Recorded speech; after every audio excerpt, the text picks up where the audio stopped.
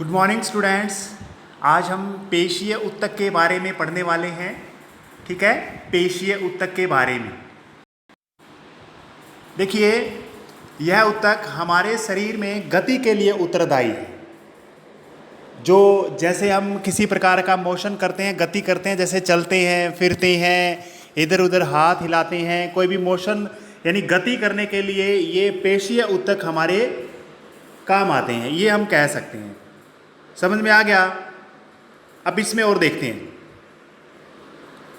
देखिए, इसकी जो कोशिकाएं होती हैं वो लंबी होती हैं, याद रखना है, जिन्हें पेशीय रेशे भी कहा जाता है। इनकी जो कोशिकाएं हैं उनको ये लंबी लंबी होती हैं, इनको पेशीय रेशे, रेशे यानी फाइबर कहा जाता है। पेशियों में एक विशेष प्रकार का प्रोटीन होता है, प्रोटीन होती है जिससे सिकुड़ने वाला प्रोटीन भी कहते हैं। कई बार पूछ लिया जाता है कि पेशियों में जो प्रोटीन होता है उसका दूसरा नाम क्या है? सिकुड़ने वाला प्रोटीन। सिकुड़ने का मतलब ये है, जैसे आप है ना अपनी मुट्ठी बंद करते हो, यानी अपनी मांसपेशी को सिकोड़ रहे हो, सिकुड़ना। ये फैल नहीं सकती, ये मांसपेशियां है ना फैलने का काम नहीं कर सकती, ये सिकुड़ने का काम कर सकती है। तो यह प्रोटीन सिकुड़ सकता है और रिलैक्स कर सकता है, प्रसार कर सकता है। जो पेशीय ऊतक होते हैं वो हमारे 3 प्रकार के होते हैं। ये 3 प्रकार हम करेंगे, इनमें से एक आज करेंगे, बाकी के बचे हुए कल देखेंगे। तो आपको पता ही है हम जंतु ऊतक कर रहे हैं। जंतु ऊतक में हमने 3 प्रकार कर लिए थे, चौथा ऊतक हमारा चल रहा है। तो देखिए, जो पहला प्रकार है इसका, उसको बोलते हैं रेखिक या फिर ऐच्छिक, या इसको कंकाल पेशी भी कहा जाता है।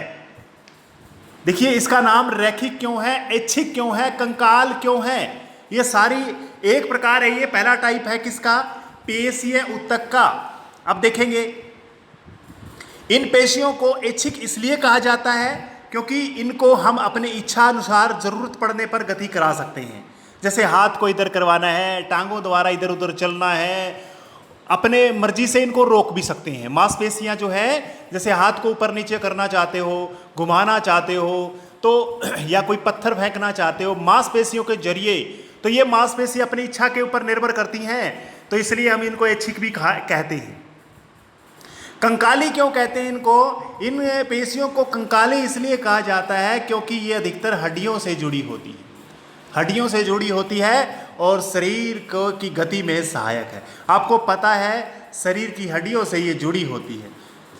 कांड्रा कहते थे ना, कांड्रा, संयोजी ऊतक पड़ा था, कांड्रा था ना, कंडारा था, कांड्रा। देखो आप उस पीछे करवाया था मैंने।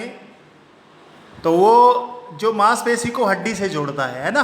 तो चलो, एक बात आपने ध्यान रखनी है, ये इनको कंकाली पेशी भी कहा जाता है। पहला टाइप कर रहे हैं रेखिक वाला, ऐच्छिक वाला या कंकाली वाला, एक ही बात है। इसकी कोशिकाएं जो होती हैं, रेखिक की कोशिकाएं कैसी होती हैं? लंबी होती हैं, बेलनाकार होती हैं, शाखा रहित होती हैं और बहुनाभिकीय यानी एक से ज़्यादा केंद्रक होते हैं। मैं आपको डायग्राम दिखाऊंगा इसके अंदर, आप डायग्राम देखोगे आपको समझ में आ जाएगा।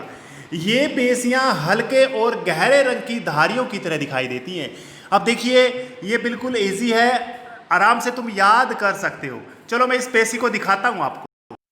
ये देखिए, पेशी आपको नजर आ रही होगी। ये पेशी मैंने जो बनाई है, ये कौन सी पेशी है?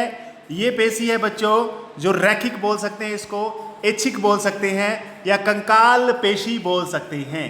देखिए, ये धारी सी बनी हुई है, इसमें धारियां सी बनी हुई है, गाढ़े रंग की है और हल्के रंग की है, जैसे डैश डैश लगाया हुआ है। इसलिए इसको रेखिक इसलिए बोलते हैं इसको क्योंकि इसके ऊपर धारियां होती है बच्चों, धारियां होती हैं। क्या होती है इसके ऊपर? इस पेशी के ऊपर धारियां होती हैं।